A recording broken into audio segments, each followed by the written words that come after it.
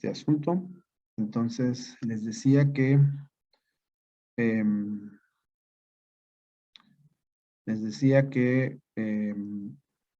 estábamos en este caso estábamos en el asunto de la cantidad de revistas que hay, ¿no? Y algunas de ellas publican en inglés. Entonces, bueno, pues obviamente la cantidad de información a la que podemos acceder, pues cambia mucho. Regresando un poco a todas las revistas, hay un aspecto importante que es muy útil, tiene que ver con el acceso abierto.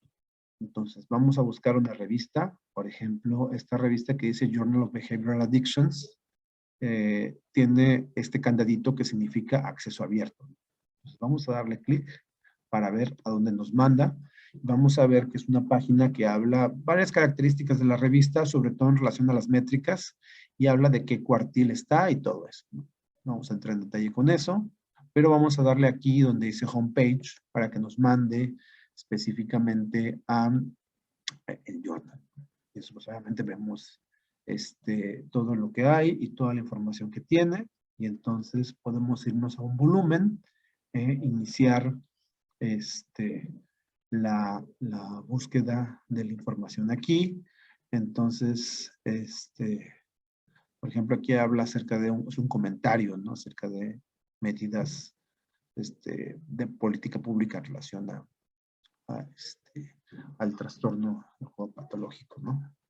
Y bueno, aquí hay lo que les decía, artículos de revisión. Los artículos de revisión juntan gran parte de la literatura científica que hay con respecto a un tema, ¿no?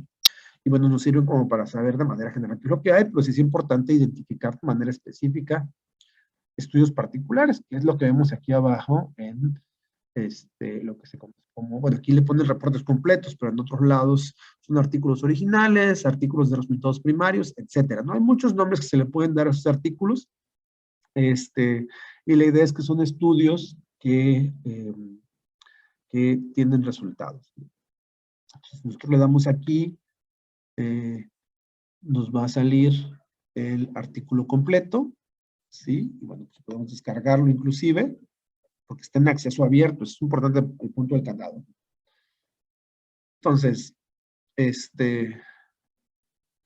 ese sentido, es muy importante entender que la revista es una revista que les da acceso, y bueno, ustedes pueden ver el artículo, revisar la introducción del artículo, en caso de que vean de qué se trata, la metodología para ver qué fue lo que hicieron, y bueno, los resultados.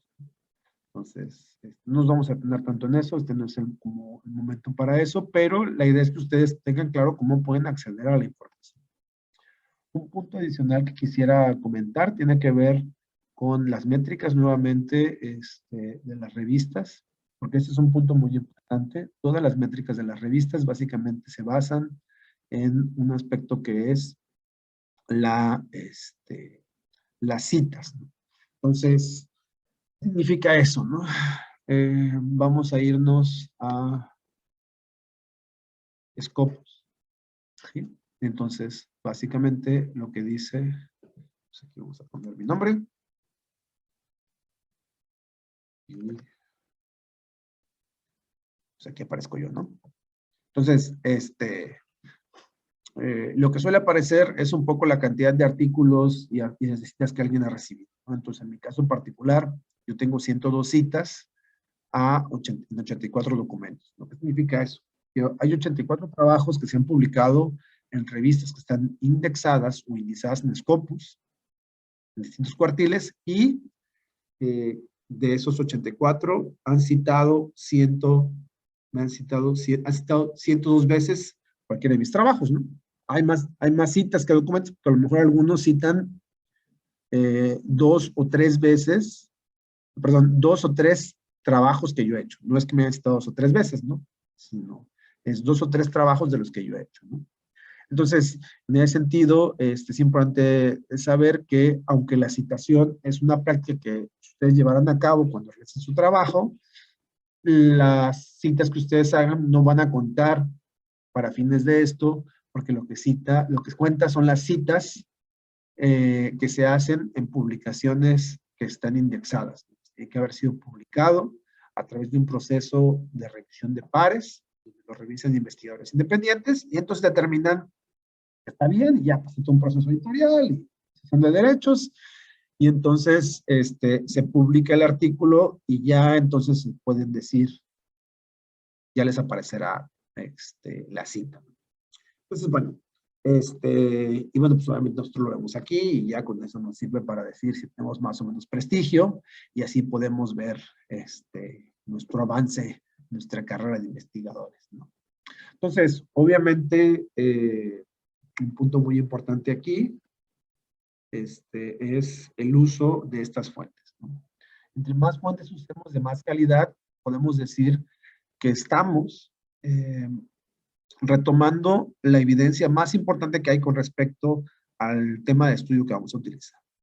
Hay ocasiones donde sí es necesario que tomemos fuentes que no están tan correctamente indexadas, sobre todo cuando queremos hablar de la información del contexto más cercano. Piensen ustedes, si alguien quiere hablar de suicidio y quiere tomar las estadísticas de suicidio en el país, pues lo que va a pasar es que en ese sentido, a lo mejor se meten los datos del INEGI, ¿no?